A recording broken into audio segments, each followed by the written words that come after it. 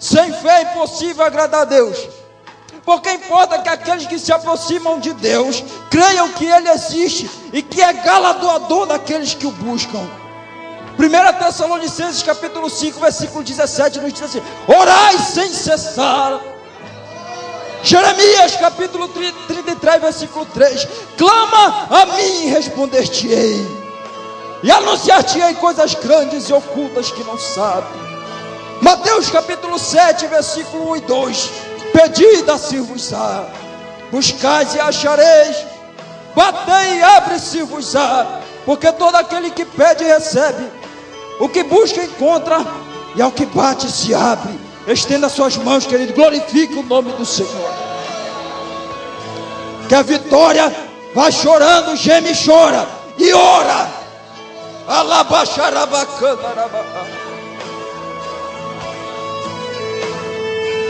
O rei Ezequias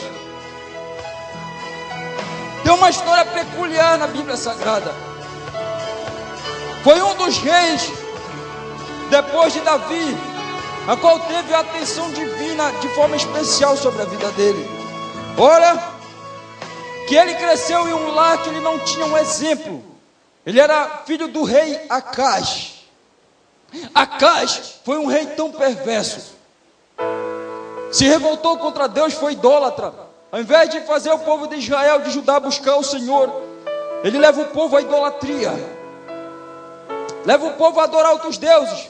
Um dos deuses que ele adorava era Moloque. E o interessante é que a Bíblia fala que esse rei foi tão perverso que até um dos seus filhos ele fez passar pelo fogo, em oferenda a Moloque. Eu preciso que você entenda agora que a vida de Ezequias já é um milagre antes mesmo dele crescer. Porque Ezequias, pastor Benedito, poderia ter sido uma dessas crianças. Mas aqui que eu entendo que quando Deus tem algo especial a fazer, por mais que o diabo tente frustrar isso, jamais ele irá conseguir. Porque Deus, quando ele decreta algo, querido, está decretado e ponto e final. Ezequias,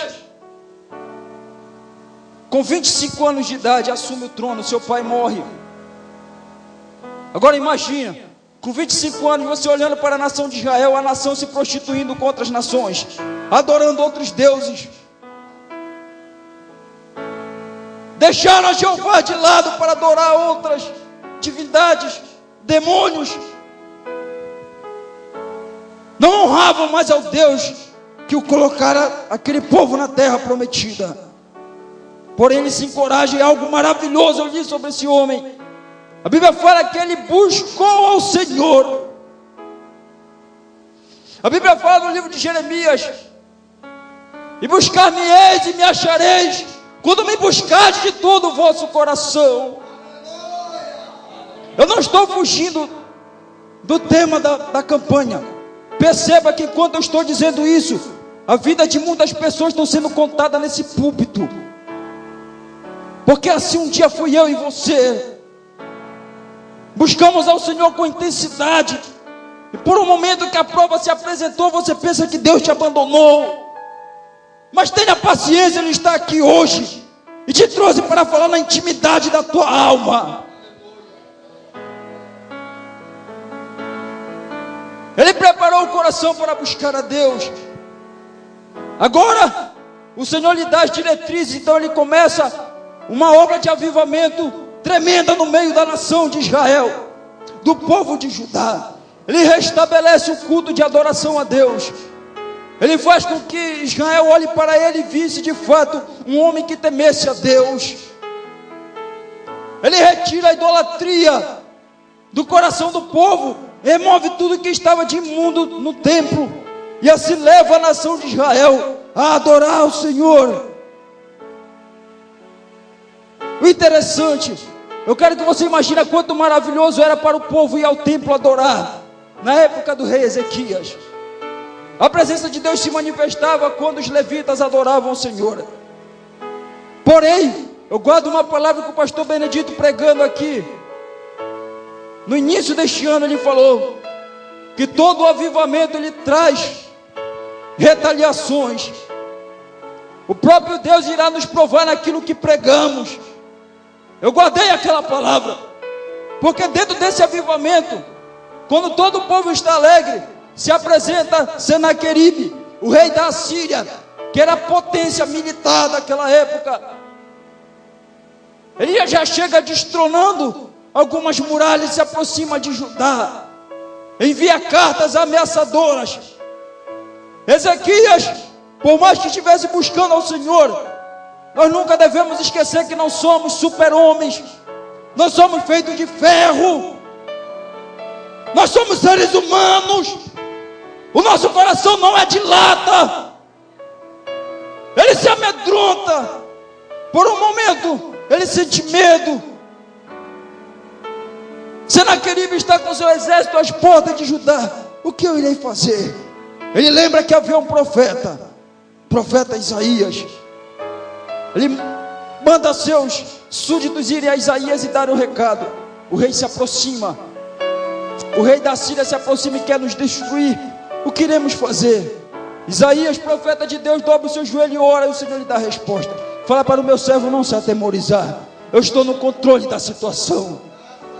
Senaqueribe pode ser uma afronta de Satanás contra a tua vida, através de uma enfermidade, através de um problema, de um vício que acometeu, de repente entrou na tua casa, sem você perceber, tomou conta da mente do teu filho, que não passa agora de um filho rebelde, mal criado.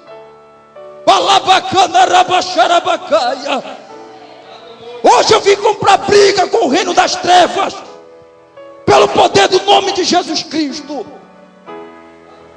Enquanto eu meditava, o Senhor me mostrava lares, mães chorando por filhos que estão sendo completamente dominados a sua mente por espíritos malignos, filhos que não falam com seus pais. Quem você pensa que é?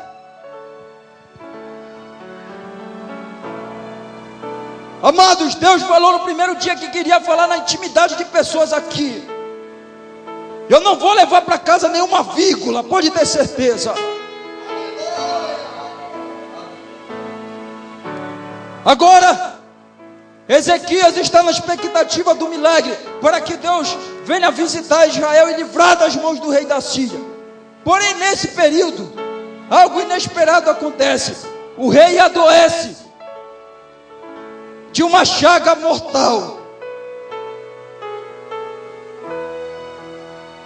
Sim. Agora, olha aqui na minha face. Imagina, queridos, quando um médico vai dar o diagnóstico de algum exame que uma pessoa faz. Quando o médico dá notícia, de repente é algo sério, a pessoa normalmente irá se abater. Mas você tem a esperança de que Deus venha mudar aquele quadro, porque Ele é o Todo-Poderoso. Agora olhe para Ezequias e veja essa situação que esse homem foi acometido aqui. Quem foi à casa dele foi o profeta Isaías. Quem mandou Isaías ir lá? O próprio Deus. Sabe qual foi a notícia? Ezequias, coloque em ordem a tua casa, porque desta cama de enfermidade tu não irás levantar, tu irás morrer. O próprio Deus deu o diagnóstico, deu a palavra.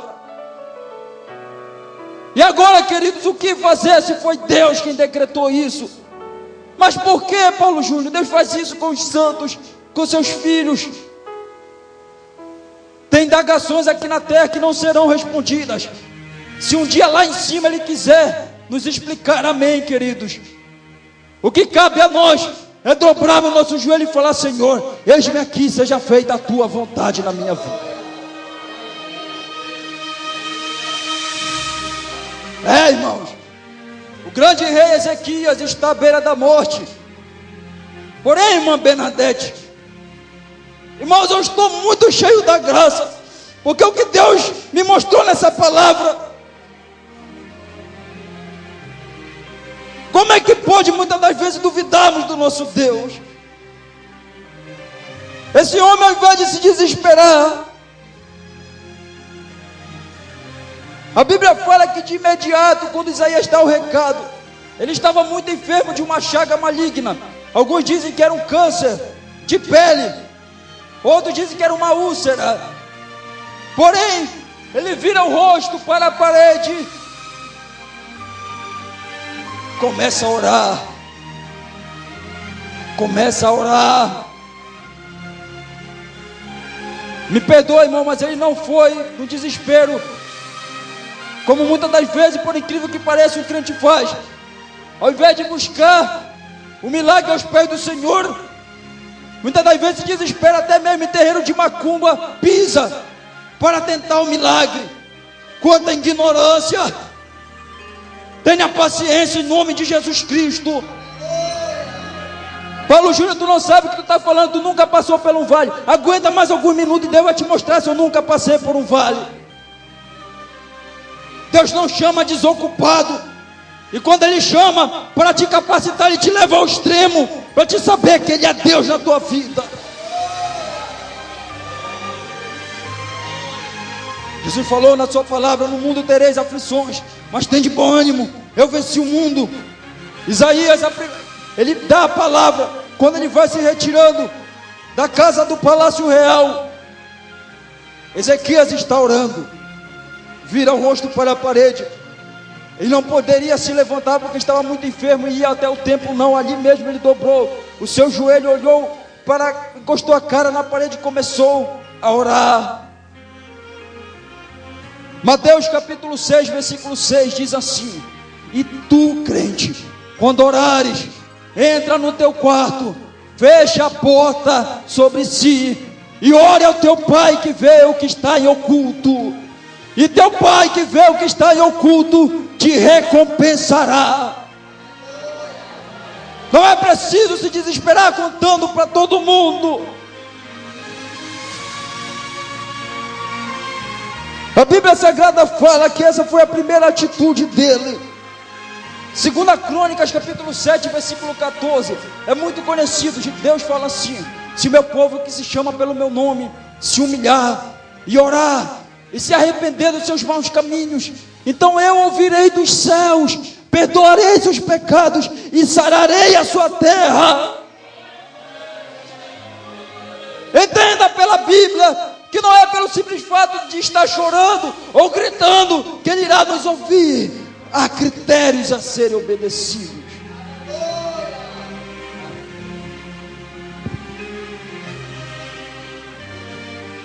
O ser humano está muito ocupado ultimamente, Diácono Floriano.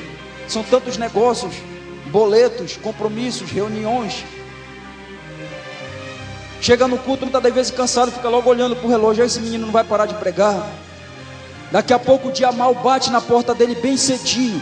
Aí você vem para o culto, ele já é o primeiro a chegar aqui. Veste a carapuça, irmão, e trata de adorar a Deus como Ele merece.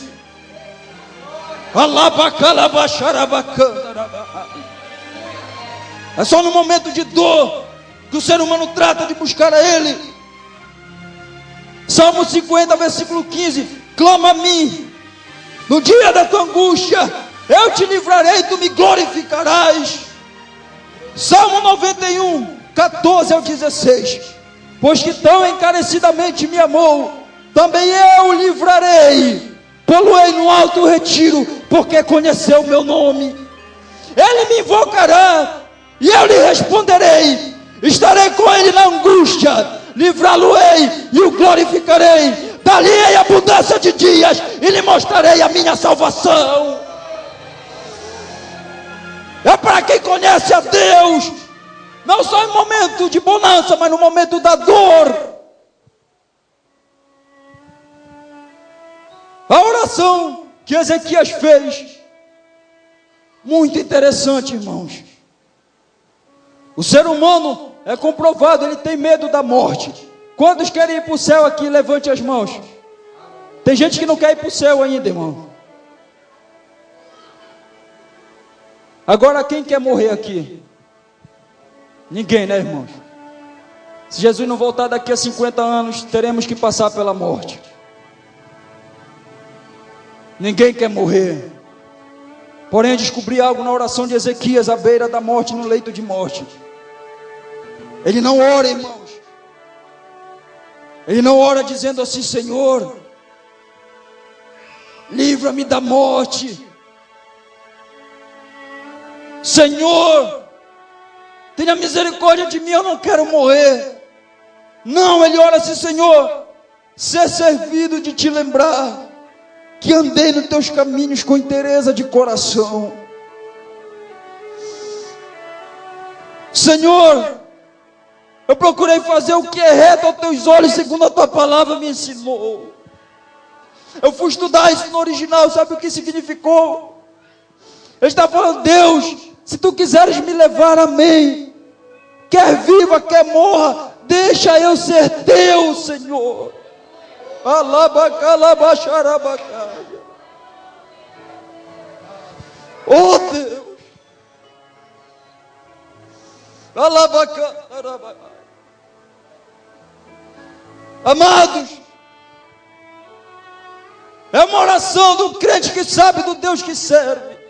Hoje pela manhã, o Espírito Santo falou: vai à cozinha e pergunta para tua mãe, Paulo Júnior, qual foi a atitude que ela teve, qual foi a primeira oração que ela fez para mim, quando ela foi acometida daquela enfermidade, no ano de 2009.